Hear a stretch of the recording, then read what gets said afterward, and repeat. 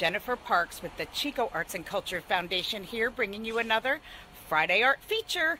I am here at the Annie's Glen tunnel that connects Annie's Glen and Bidwell Park, and I'm going to be meeting up with Mary Gardner and Lynn Haskell from the Chico Arts and Culture Foundation board, and we are going to be learning more about this piece of public art. So I'm here with Mary Gardner on the left and Lynn Haskell on the right, and these two board members of the Chico Arts and Culture Foundation are going to talk a little bit more about this art tunnel project. Thanks, Jen. I was thinking, Lynn, you could just start with maybe talking about what this project means to you just in your everyday life. You know, you're a newer board member, and it's good to hear from other people. Well, it's great that you've tuned into the community art that we have, because it means something in our community. It builds community, and this was a collaborative effort, which I think is the best kind of way to bring people together. And it was young and old and disabled, and every section of our community made tiles and put them up here for a beautiful runway. I mean, you know, and if you go through it, you can, you know, do a little singing, and it amplifies it, and it's just beautiful. Wow. But I think, you know, my favorite part of it is there were children involved, and we do have a culture here in Chico that cherishes our families and our children. And if I were a child and made a tile, I would feel very proud of my work and very proud of living in this community, and I would bring my children back to see it. And therefore, as a child, I could leave a legacy in my community. And that's what public art does. It leaves a legacy of what our culture is. It makes a meaningful connection within the community.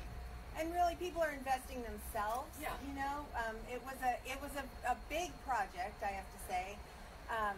It was partially funded by Safe Routes to Schools, which of course helps build bike paths, and we needed to connect the downtown with Bidwell Park, and we knew we had to do an underground tunnel, and of course that was going to be a kind of graffiti magnet, and so there was a lot of discussion about how to mitigate that. And really, the tile is so durable and easy to clean, which we found. You know, this project is at least 12 years old now. I'm sorry, I'm forgetting the date exactly, but it is easily washed off.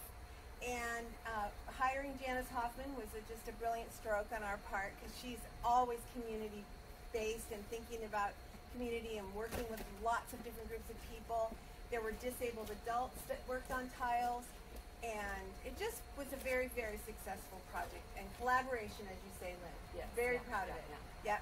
The other aspect of this tunnel is another part of our culture. We're a bike community. Yes. So this connected a bike pathway. And my husband hasn't had a car since 1992. He rides his bike everywhere, and if you know him, you see him. So, so this is an important transition from what is this, the east side of town to the central city, and it encourages bike riding, which really we does. want to do. Yeah.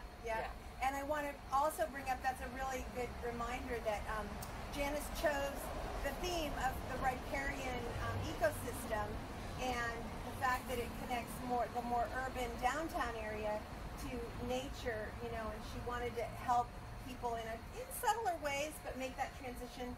There's a lot of nature in the tiles, and I really encourage people to get off their bike and look around, even though most people are just riding on through.